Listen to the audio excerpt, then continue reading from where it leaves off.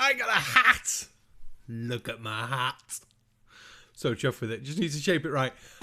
Thank you very much, Wadden Toad, for my awesome hat. I absolutely love it. And this little guy. Look at that. Glasses, apron, the logo, the whole works. I am over the moon with them. Thank you very much. Now, after the level of cuteness and hatness and awesomeness, we've got the stupidness.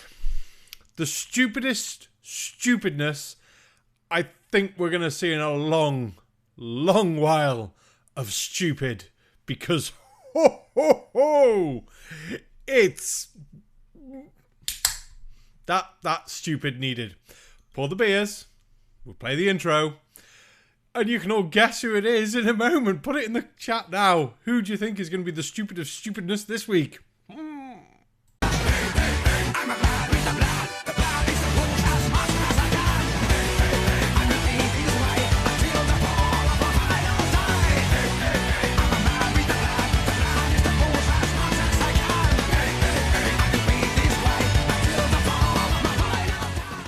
Good evening, ladies and gentlemen. I am the Sarcastic Barman and welcome to my channel. Now, as scarily stupid as this video is going to get, it's not the Halloween video.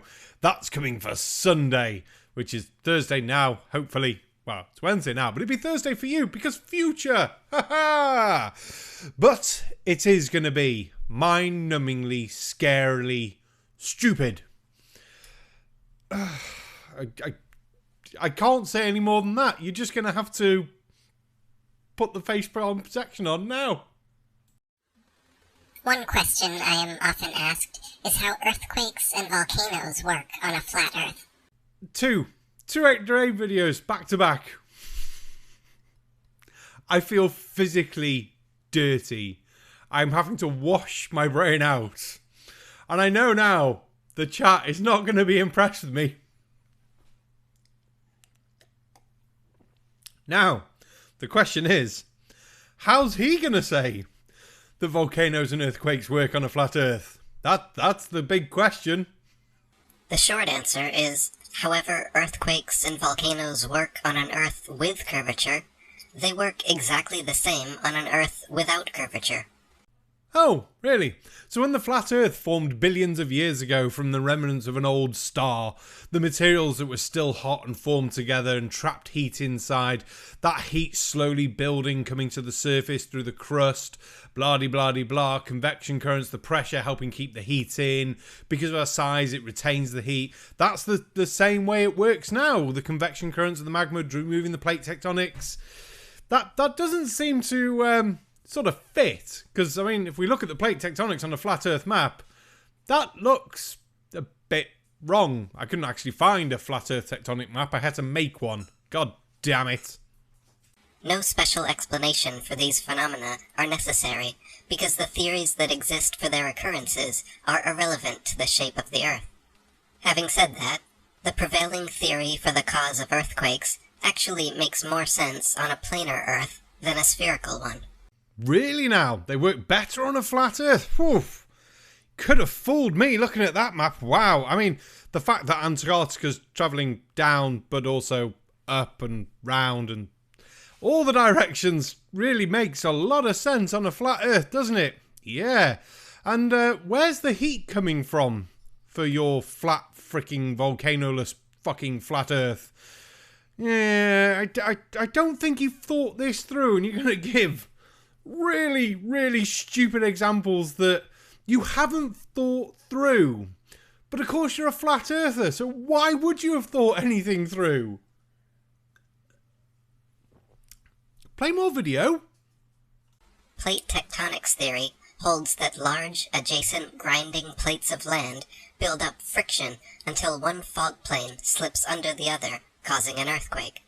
This could theoretically happen regardless of the shape of the earth, but even the mainstream images and terminology employed, from plate tectonics to fault planes, all suggest the geology of a level plane, and not a spherical ball. Ooh, we're playing word game semantics. My favourite game this is. Right, what else we got? We got fault line, which means the entire world is just God's pencil drawing. See, we're all pencil drawings. False scarp. We're all going to scarp her off and go and take over the world. Footwall. That's one to do with seismology, isn't it? So footwall. So the entire earth is made out of feet. No? Hanging wall. Walls magically hang up. Do you notice that these words have basically nothing to do with what you actually want them to mean, and they're just words and names for things. They don't have to have a direct correlation to fucking flat earth or round earth, do they? But if you're going to break things down, then P waves and S waves really fuck up the flat earth, don't they? How they get received from underneath, how they bounce, how they're refracted off things. Yeah. Oh dear, you're going to keep going on with this shit, aren't you? As for volcanoes, the globe model purports that the lava which erupts and is ejected from volcanoes comes from deep inside the magical magma Tootsie Roll center of their Tootsie Pop Earth. In reality, however, the longest and deepest drilling operation in history, the Russian Kola Superdeep, after 20 years and busting several drills, managed to bore only 8 miles down. Well, technically the borehole was only active for 17 years because they had stops and celebratory bits and things like that. And its initial goal wasn't to be as deep as it was going to be. It had like, yes, let's get to 7,000 meters. Ooh, we did that after a bit of time. Let's go deeper. Ooh, we did that too. Also, why are you showing pictures of something that isn't the fucking borehole? Almost as if you're trying to make people think, look, they dug this big hole and that's all they did. No. Here's the borehole. It looks really, really unimpressive like that, doesn't it? Yeah. But I don't get what the borehole has to do with knowing what's inside the earth. I mean, we can look inside a person and say, hey, look, you got broken bone, you got cancer, you've got a vibrator stuck up your bum, anything like that, without having to cut the person open and have a look. You do understand this technology exists. I'm guessing not because you're making this video. So the entire ball earth model taught in schools, showing a crust, outer mantle, outer core, and inner core layers, where this molten magma supposedly rests, are all purely speculation, as we have never actually even penetrated through beyond the crust. You're right, we haven't penetrated beyond the crust. That doesn't mean we don't have a very, very good idea of what's inside Earth. Based on how we understand seismic waves and how they're sped up, slowed down, refracted, everything like that by what's underneath, we can make good understandings of, right, that's obviously a denser material, this is obviously less dense. We can get an understanding. We know as we go down it gets hotter. This is the whole reason the big borehole drill thing couldn't go any lower. The rock was turning to almost like a plastic because of the heat. Does Flat Earth have any explanation on why we have volcanoes, where we have them, and why the Earth is hot in the middle? What is providing all the heat? And really, if you're saying that the same things for Flat Earth, for plate tectonics, for earthquakes are the same as the globe Earth, then you would need to have the same centre. Did you not think that one through? Oh, fucking rhetorical questions. What we do know is that Earth's matter gets denser and more pressurized, therefore more heated, the further down you go. At its greatest depth of just under 8 miles, the Kola Superdeep borehole registered a blazing temperature of 356 degrees Fahrenheit. Oh my god, 365 Fahrenheit? Jesus, that's stupendously hot, isn't it? I mean, that's like just under gas mark 5. Fucking hell, you could cook a cake down there. Oh, wow. That means that my oven, which is obviously currently off because there's no lights. Could have turned it on for this gag, couldn't I? Oh well. I normally cook things about 200. So that means my oven is hotter than Earth in your fucking understanding of it. Because you're like, yes, I'll take it. I'm just going to let you continue your fucking stupidity. Because if you think 365 is fucking hot, no wonder you think Earth moving at half the fucking speed of an hour hand is fucking trailblazingly fast. Fuck my life. I hope you're single, because otherwise I've got this feeling you're going to think 30 seconds is a very long fucking time, and your wife's going to be very fucking disappointed.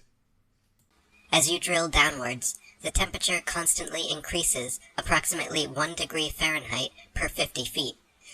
No, he's actually right. I did a check. I mean, I had to work out to do his, so I had to change degrees to Fahrenheit. I had to work out how many feet were in a kilometre. But it's about 25 degrees per kilometre. Look, we've got a chart. Woo!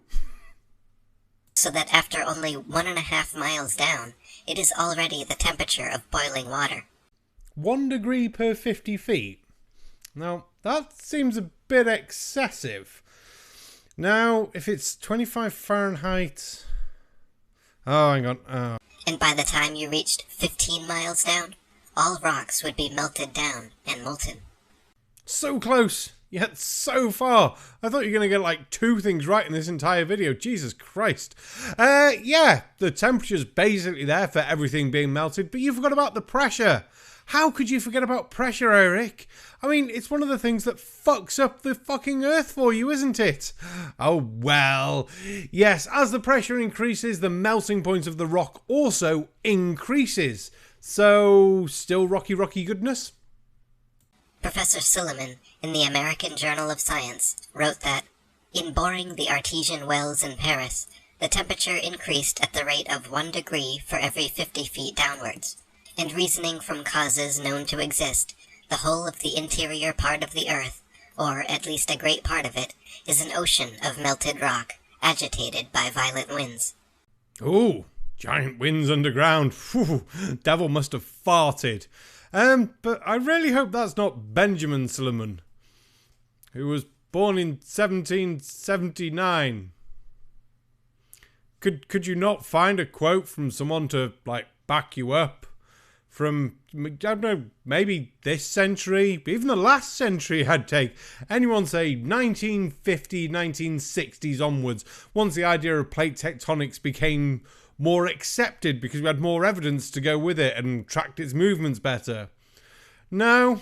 Is it just going to be more like stupidness of going, huh, look what this person from 200 years ago said. See? The uppermost strata of the soil share in all the variations of temperature which depend upon the seasons, and this influence is exerted to a depth which, although it varies with the latitude, is never very great. Beyond this point, the temperature rises in proportion as we descend to greater depths, and it has been shown by numerous and often repeated experiments that the increase of temperature is on an average 1 degree Fahrenheit for about every 54.5 feet. Yep, on average, through the crust. Temperature changes are a bit different after that, and your bloke from 200 years ago would probably have known that if he'd had access to more modern sort of equipment, and could, like, measure P waves, S waves, and get better sort of understandings of temperature in Earth, and come up with a nice temperature gradient like this. I don't know what you're expecting. You're just going to say something stupid like, the Earth is too hot to be thousands of miles deep. That's what you're going to play with, isn't it? Yeah, fucking hell. Hence, it results that, at a depth of about 12 miles from the surface, we shall be on the verge of an incandescent mass. In other words, molten magma does not originate several thousand miles below us in the core of a globe, but rather is a layer of our level Earth, starting just 12 to 15 miles down. This ever-boiling, slowly moving molten mass of matter and toxic gases finds and creates areas of least resistance, which ultimately result in both earthquakes and volcanoes. So like thin parts on the crust, or splits in the crust, that move. That movement doesn't fit with, say, a flat pizza Earth. Oh, dear me. You just seem to be taking the baseline information and going, look, I don't fully understand this, but from what I do understand, it doesn't seem to work. And, no, yes, all the things that I want to do, I will be able to do them, and you will not. No, can't do that.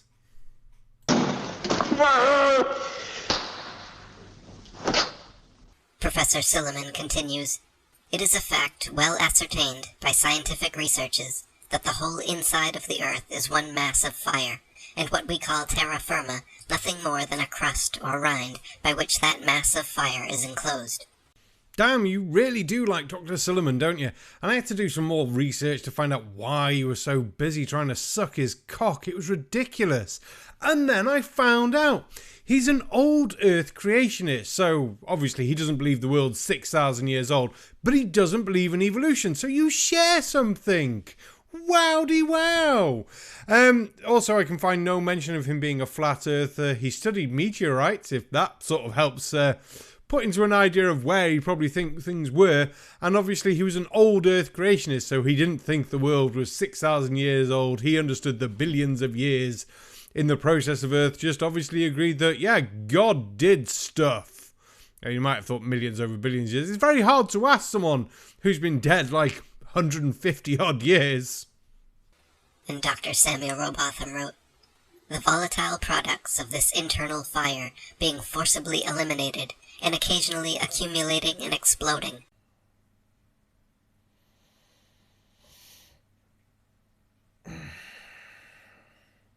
Has he finished talking about dead white dudes who, like, died well before the idea of plate tectonics became an actual accepted scientific theory?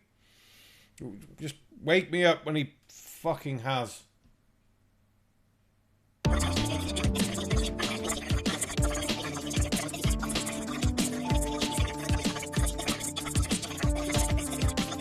Now, once again, it seems that Flat Earth have done what they always do.